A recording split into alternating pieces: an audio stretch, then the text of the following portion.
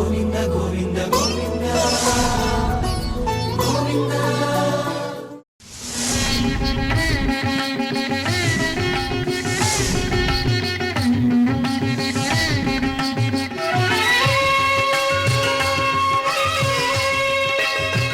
గురుర్బ్రహ్మా గురుర్విష్ణు గురుర్దేవో మహేశ్వరః గురు సాక్షాత్ పరబ్రహ్మ తస్మై శ్రీ గురవే నమః. శుక్లాంబరధరం విష్ణు శశివర్ణం చతుర్భుజం ప్రసన్నవదనో ధ్యాయేత్ సర్వవిఘ్నోపశాంతయే.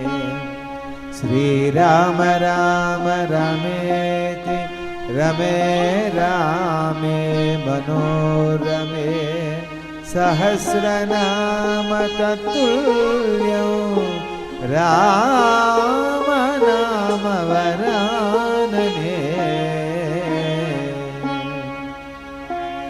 ఆపదామపహర్తారం దాతారం సర్వసంపదా లోకాభిరామో శ్రీరామో భూయో భూయో నమామ్యహం. హనుమానంజనాసూనుః వాయుపుత్రో మహాబలః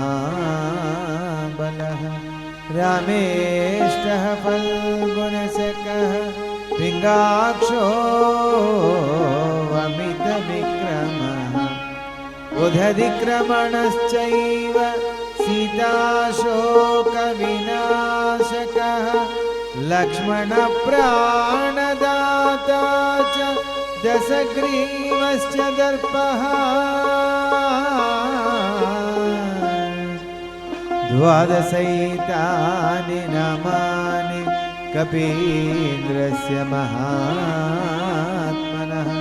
స్వాపకాలే పఠే నిత్యం యాత్రాకాలే విశేషతః తస్య మృత్యుభయో నాస్తి సర్వత్ర విజయీ భవేత్.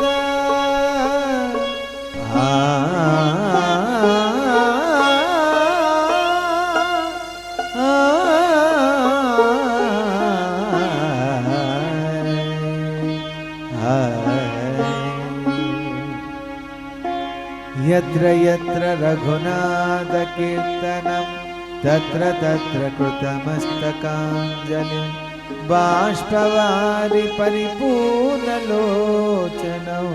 మారుతిం నమత రాక్షసాంతకం.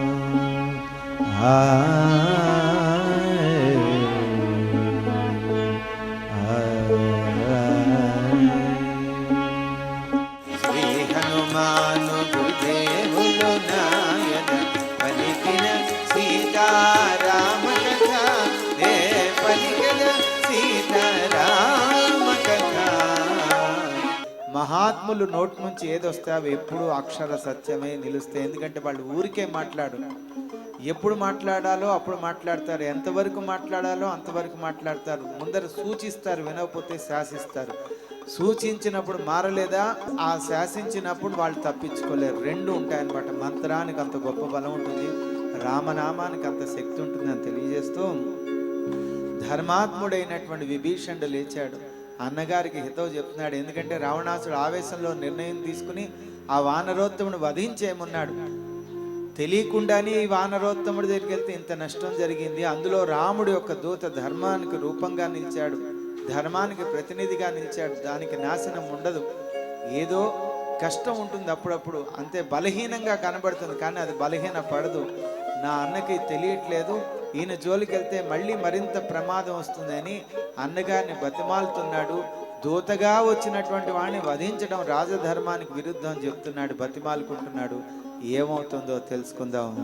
శ్రీ హనుమాను గురుదేవులు నాయన పలికిన సీతారామ కథ పలికెద సీతారామ కథ. అన్నా రావణ తెలిసిన వాడవు శాంతముగాన విని వినుమా. అన్నా రావణ తెలిసిన వాడవు శాంతముగాన విని వినుమా. దూతను జంపుట ధర్మముగానిది లోకముచే గర్హింపబడునది. దూతను జంపుట ధర్మముగానిది లోకముచే గర్హింపబడునది. శూరుడవైనా నీకు తగనిదే రాజధర్మ విరుద్ధమైనది. శూరుడవైనా నీకు తగనిదే రాజధర్మ విరుద్ధమైనది అని విభీషణుడు లంకేశునితో అని విభీషణుడు లంకేశునితో దూతను జంపుట తగదని తెలుపెను. శ్రీ హనుమాన్ గురుదేవులు నాయక పలికిన సీతారామ కథ. ఏ పలికద సీతారామ కథ.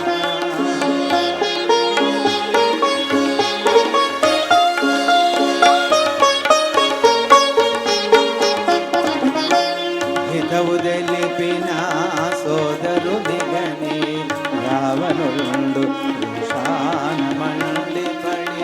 హితవు తెలిపిన సోదరు దిగని రావణుండు రోషాన మండి పడి. దూతగా వచ్చిన ఈవన జరుడు మన ఎడ ద్రోహము చేసిన పాపిను. దూతగా వచ్చిన ఈవన జరుడు మన ఎడ ద్రోహము చేసిన పాపిను.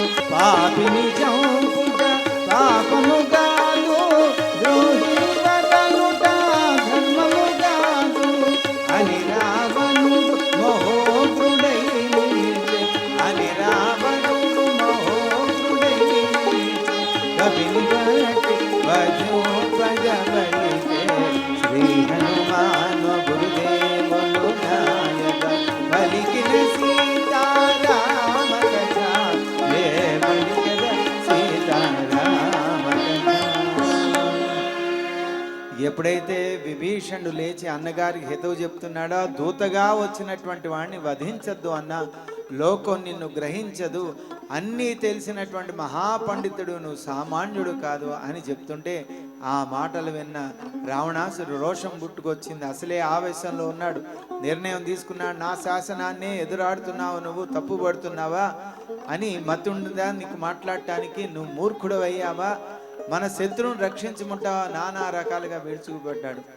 తిట్టేది అన్నగారే కాబట్టి పర్లేదులే అని తన అన్నగారిని రక్షించుకోవడానికి, తన పరివారాన్నంతా రక్షించుకోవడానికి తప్పిస్తున్నాడు ధర్మాత్ముడైనటువంటి విభీషణుడు. మళ్ళీ ప్రాధేయపడుతున్నాడు, అన్నా నువ్వు ఆవేశంలో ఉన్నావు, నీ ఆవేశాన్ని తగ్గించుకో, ప్రసన్నుడివై, అప్పుడు నీకు మంచి ఆలోచనలు వస్తాయి.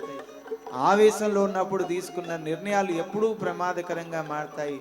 నువ్వు కనుక ఇటువంటి నిర్ణయం నీకు శ్రేయస్కరం కాదు, లంకానగరానికి శ్రేయస్కరం కాదు. నా మాట విని ఒక్కసారి వచ్చి. దూతగా వచ్చినటువంటి వాడు ఎవడైనా తప్పులు చేస్తే శిక్షించడానికి రకరకాల శిక్షలు ఉన్నాయి. అట్లాంటిది ఏదైనా విధించి శిక్షించు, అంతే తప్ప మరణ శిక్ష మంచిది కాదని బతిమాలుకుంటున్నాడు.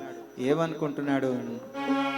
అన్నా రావణ కరుణ చూపుమా, ప్రసన్నుడవై ఆలకింపుమా. అన్నా రావణ కరుణ చూపుమా, ప్రసన్నుడవై ఆలకింపుమా. మంత్రి సుతులను సేనాపతులను అక్షకుమారుని ఈ కపి చంపెను. మంత్రి సుతులను సేనాపతులను అక్షకుమారుని ఈ కపి చంపెను. మనకితడు శత్రువేను నిజముగా, అయినను దూతగా వచ్చినాడుగా, మనకీతడు శత్రువేను నిజముగా, అయినను దూతగా వచ్చినాడుగా అని విభీషణుడు లంకేశునితో, అని విభీషణుడు లంకేశునితో దూతను చంపుట తగదని తెలుపెను. శ్రీ హనుమాను గురుదేవులు నాయన పలికిన సీతారామ కథ, ఏ పలికిన సీతారామ కథ.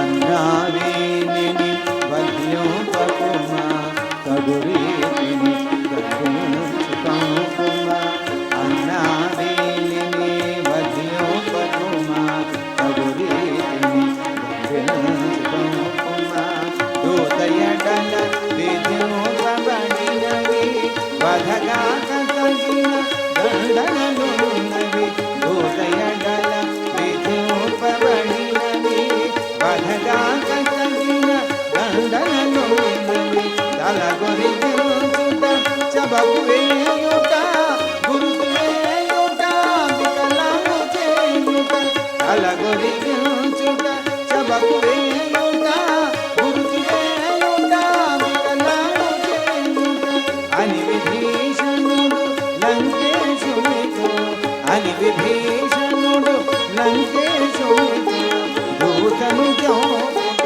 తగదని తెలుపెను. శ్రీ హనుమాను గురుదేవులు నాయన పలికిన సీతారామ కథ, ఏ పలికిన సీతారామ కథ. అన్నా దూతగా వచ్చినటువంటి వాడు తప్పు చేస్తే ఈ రకరకాల శిక్షలు ఉన్నాయి, ఏదైనా అటువంటి శిక్షతోటి శిక్షించు కానీ మరణ శిక్ష నుంచి విముక్తి కలిగించని బతిమాలుతుంటే రావణాసుడు విన్నాడు. జీవితంలో ఎప్పుడైనా మనం ఎవరైనా చెప్తే వింటే ఎప్పుడైనా మనం బాగుపడతాం. ఆ వినేది కూడా మనం వీలైనంత వరకు మంచి ఆలోచనతో వినాలి. ఏదో సమయస్ఫూర్తిగా విన్నా కూడా కొన్ని ముప్పులు కలుగుతూ ఉంటాయి, కొన్ని ప్రమాదాలు కలుగుతాయి. మనం క్షమించే గుణం పెంచుకుంటే అదే మనకి రక్షణగా మిగులుతూ ఉంటుంది. క్షమించడం వల్ల కలిగే నష్టం అయితే లేదు, కానీ లాభాలు బోల్డ్ ఉంటాయి. ఇన్ని తప్పులు చేసిన రావణాసుడు శ్రీరామచంద్రుడు అవకాశాన్ని కూడా ఇచ్చాడు, నిన్ను క్షమిస్తున్నాను మారు అంటే మారలేదు. హనుమంతుల వారు చెప్పారు వినలేదు, సీతమ్మ వారు చెప్పారు వినలేదు, అందుకే నాశనం అయ్యాడు. అలాగే తమ్ముడైనటువంటి విభీషణ అనేక రకాలుగా చెప్తుంటే మరణ శిక్ష నుంచి విముక్తి కలిగించాడు, కానీ ఆలోచన మారింది. ఏంటంటే ఇతను నిజంగా మరి సహజమైన వానరుడా లేకపోతే దేవతలంతా సృష్టించిన మాయారూపమా, ఎవరికైతే ఏమైంది, ఈయనకి ఎట్లాంటి శిక్ష విధిస్తానంటే మళ్ళీ అక్కడ కూడా తన ఆవేశాన్ని చూపించుకుంటున్నాడు, తన అసూయను చూపించుకుంటున్నాడు. లోకాలందరికీ భయం కలగాలి అన్న ఆలోచన, అందరి మీద అసూయ పెంచుకున్నాడు.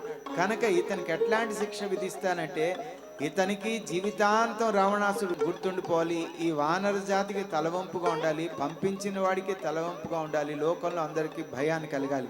అటువంటి ఆలోచనతోటి శిక్షించాడు, క్షమించలేదు. కానీ నష్టమైంది, మళ్ళీ తన్నే ఆవహించింది. ఎవరు తీసుకున్న గోతుల్లో వాళ్ళే పడుతూ ఉంటారంటారు కదా, అలాగే రావణాసుడు పడ్డాడు. ఎట్లాంటి శిక్ష విధించబోతున్నాడు, ఏం ఆలోచిస్తున్నాడో తెలుసుకుందాం. ఈ వానరమో పరబ్రహ్మమో దివ్య తేజమో సత్యరూపమో, ఈ వానరమో పరబ్రహ్మమో దివ్య తేజమో సత్యరూపమో, యమకుబేర ఇంద్రాది దేవతలు తపోబలమున పంపిన భూతమో, యమకుబేర ఇంద్రాది దేవతలు తపోబలమున పంపిన భూతము, వైష్ణవ మాయా కపిరూపమున నను వంచి వధింపవచ్చెను, వైష్ణవ మాయా కపిరూపమున నను వంచి వధింపవచ్చెను అని దశకంఠుడు తర్కించుకొనెను అని దశకంఠుడు తర్కించుకొనెను పరిపరి విధముల తనలో తాను. శ్రీ హనుమాను గురుదేవులు నాయద పలికిన సీతారామ కథ ఏ పలికద సీతారామ కథ. ఎప్పుడైతే రావణాసుడు కోపాన్ని తగ్గించుకున్నాడో ఆలోచన మొదలైంది. ఆ ఆలోచన కూడా రాగద్వేషాలతోటే ఉన్నది, కానీ మరి క్షమాగుణంతో ఆలోచన లేదు. కనుక ఎప్పుడైతే రాగద్వేషాలు ఉంటాయో ఆలోచనలు కూడా ఎప్పుడూ సక్రమంగా రావు. ఏదో రకంగా పీడించేటటువంటి ఆలోచనలు వచ్చినప్పుడు దాని యొక్క ఫలితం మనకు కూడా లభిస్తూనే ఉంటుంది, మనకు కూడా కలుగుతూ ఉంటుంది, దాని కష్టం మనకు కూడా మొదలవుతూనే ఉంటుంది. అలాగా హనుమంతుల వారి గురించి ఆలోచించి కపులకు వాళ్ళము ప్రియభూషణము కావన కాల్చుడి వీని వాళ్ళ ఆయన కడుపులో మండిపోతోంది. ఇంత నష్టం జరిగింది, కొడుకును పోగొట్టుకున్నాను, అది ఊరికే చల్లారదు కదా. ఆ కోపంతో కళ్ళు మండిపోతున్నాయి, కడుపు మండిపోతోంది. ఇంకా ఆ రెండు మండితే ఆలోచనలు ఎలా ఉంటాయి, మాటలు ఎలా ఉంటాయి. కాల్చమని అన్నాడు. కాల్చమని అన్నందుకు ఆయనకి కాల్చుకోవట్లేదు, ఎవరు కాల్చుకున్నాడు, ఆయనకే కాల్చుకున్నాడు. హనుమంతుడు శిక్ష వేయలేదు, ఆయనకి తెలియకుండా ఆయనే వేసుకున్నాడు. ఏదో గుండు కొట్టించి వదిలేయండి అంటే పోయేది, కానీ ఆయన తోకకు నిప్పంటించి వాడవాడలా ఊరేగించి వదిలేసేయండి అనేటప్పటికీ రాక్షసులకి ఏదైనా విధ్వంసం అంటే ఆనందం కదా. వెంటనే ఉత్సాహం వచ్చింది, గంతులేశారు, నూనెలో తడిపినటువంటి గుడ్డపిల్లలు తీసుకొచ్చారు, హనుమంతుడు తోకకు జుట్టిచ్చారు, నిప్పంటిచ్చారు, వాడవాడలా ఊరేగించుకుంటూ వేడుక చేసుకుంటూ గంతులేసుకుంటూ చిందులేసుకుంటూ వెళ్తుంటే కొంతమంది పోయి అమ్మవారికి చెప్పారు, అమ్మ ఎవరో హనుమంతుడంట మా రాక్షసులు బంధించారు, రావణాసుడి దగ్గర తీసుకెళ్లారు. ఆవేశంతో అతను వధించమంటే ధర్మాత్ముడు విభీషణుడు ప్రాణభిక్ష పెట్టించి ఆయన రకరకాల ఏదైనా శిక్ష విధించమంటే ఆవేశంతో తోకకు నిప్పంటించి వాడవాడలా ఊరేగించి వదిలేయమన్నాడు. కాలిన తోకతో వీరేడుగాక అంపిన వారికి తలవంపుగాక అన్నట్టుగా ఇలా శిక్ష విధించేటప్పటికీ ఆ తల్లి వెంటనే అగ్నిదేవుని ప్రార్థించింది, అయ్యా అగ్నిదేవ, నా పుత్ర సమానుడైనటువంటి హనుమంతుల వారు ఎన్నో కష్టాల్లో ఉన్నారు, ఆయన కష్టాలు తీర్చు, ఆయనకి అపకారం కలిగించక వెంటనే అతను రక్షించంటే ఆ తల్లి ప్రార్థిస్తే అగ్నిదేవుడు వినకుండా ఉంటాడా? భగభగా మండేటటువంటి మంటలన్నీ ఒక్కసారి చప్పగా చల్లారిపోయాయి.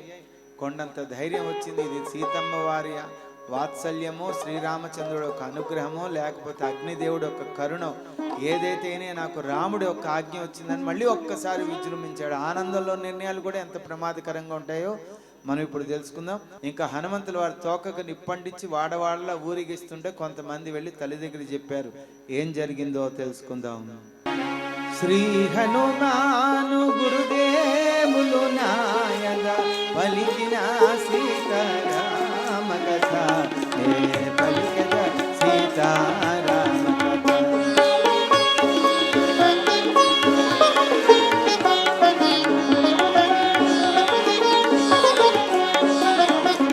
కపులకు వాళ్ళము ప్రియభూషణము కావున కాల్చుడు దీని వాళ్ళము. కపులకు వాళ్ళము ప్రియభూషణము కావున కాల్చుడు దీని వాళ్ళము. వాడవాడలా ఊరేగింపుడు పరాభవించి వదిలివేయుడు. వాడవాడలా ఊరేగింపుడు పరాభవించి వదిలివేయుడు. కాలిన తోకతో వీరేగుగాక అంపిన వారికి తలవంపు కాక.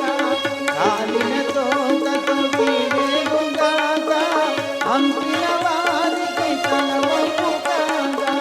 అని రావణుడు విభీషణుడిని ఆజ్ఞాపించెను కోపమన చుట్టుని. శ్రీ హనుమాను గురుదేవులు నాయన పలికిన సీతారామ కథ పలికిన సీతారామ కథ.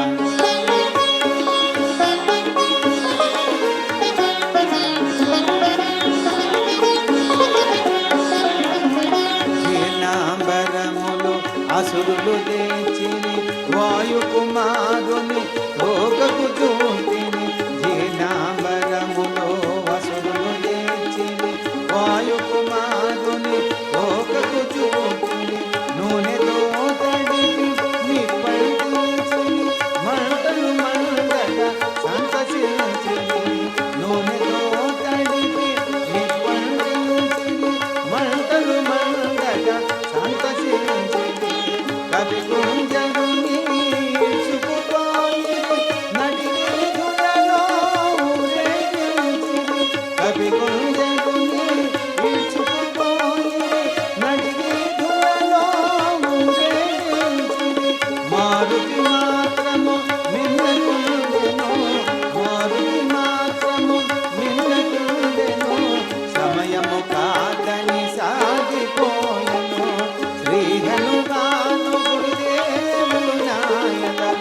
పలికిన సీతారామ కథ నే పలికద సీతారామ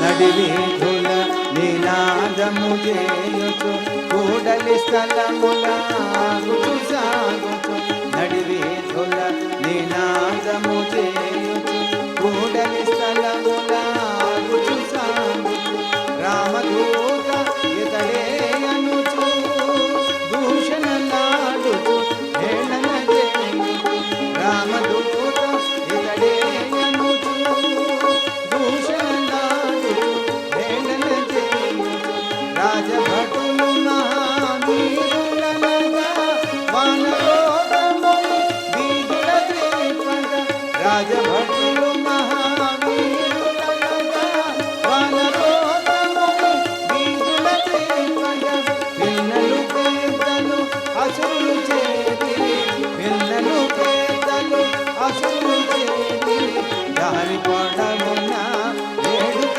దాచిరి శ్రీ హనుమాను గురుదేవులు నాయన పలికిన సీతారామ కథ నే పలికద సీతారామ కథ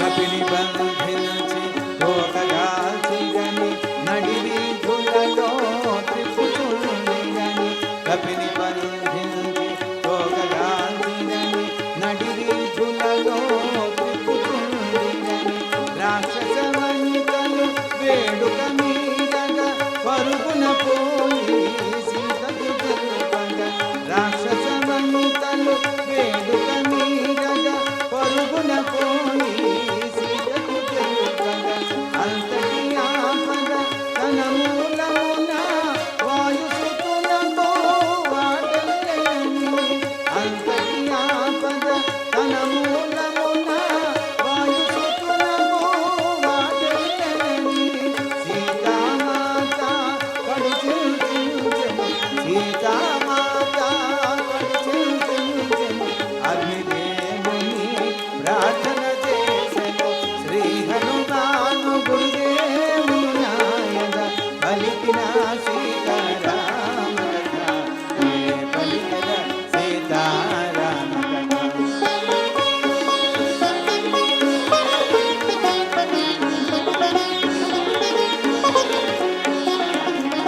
ఓర్వరానివై మల్లిన మంటలు ఒక్కసారిగా చల్లగా దోచెను ఓర్వరానివై మండిన మంటలు ఒక్కసారిగా చల్లగా దోచెను అగ్నిదేవునకు నా జనకునకు అన్యోన్యమైన మైత్రి చేతను అగ్నిదేవునకు నా జనకునకు అన్యోన్యమైన మైత్రి చేతను రామదూతనై వచ్చుట చేతను సీతామాత మహిమ చేతను రామదూతనై వచ్చుట చేతను సీతామాత మహిమ చేతను మండే జ్వాలలు పిల్లగాలునై మండే జ్వాలలు పిల్లగాలునై దేవసాయనని మారుతి పొందెను శ్రీ హనుమాను గురుదేవులు నాయన పలికిన సీతారామ కథ నే పలికిన సీతారామ కథ. ఎప్పుడైతే అమ్మవారు ఆ అగ్నిదేవుణ్ణి ప్రార్థించారో భగభగా మండేటటువంటి మంటలన్నీ ఒక్కసారి చప్పగా చల్లారిపోయాయి హనుమంతుల వారికి అనిపించింది ఇది రామదూత అయి రావటం చేత ఆయన మహిమో సీతామాత యొక్క కరుణ అగ్నిదేవుడు వాత్సల్యం ఏదైతేనే నాకు రామ అనుగ్రహం కలిగిందని ఒక్కసారి ఉత్సాహం వచ్చింది అమాంతంగా జై శ్రీరామ్ అని శరీరం పెంచిన గుడ్డపీలికలని తెగి నేల మీద పడ్డాయి అప్పటిదాకా ఎంతో గొప్పగా వేడుకగా చేసుకుంటూ ఊరేగిస్తూ నృత్యాలు చేసుకుంటూ హనుమంతులు అని గిచ్చుతున్నారు తన్నుతున్నారు నానా రకాల విన్యాసాలు ఏదో ఒక దొంగను పట్టుకుని ఈడ్చుకుపోతే ఎలా ఉంటుందో ఆ రకంగా వాళ్ళంతా కూడా వాళ్ళ వీరత్వాన్ని ప్రదర్శిస్తుంటే అప్పటిదాకా మౌనంగా ఉన్నటువంటి హనుమంతుల వారి ఈ మహిమ చూసి ఒక్కసారి ఉత్సాహం వచ్చి అమాంతంగా శరీరం పెంచాడు ఏం జరిగిందో రేపు తెలుసుకుందాం.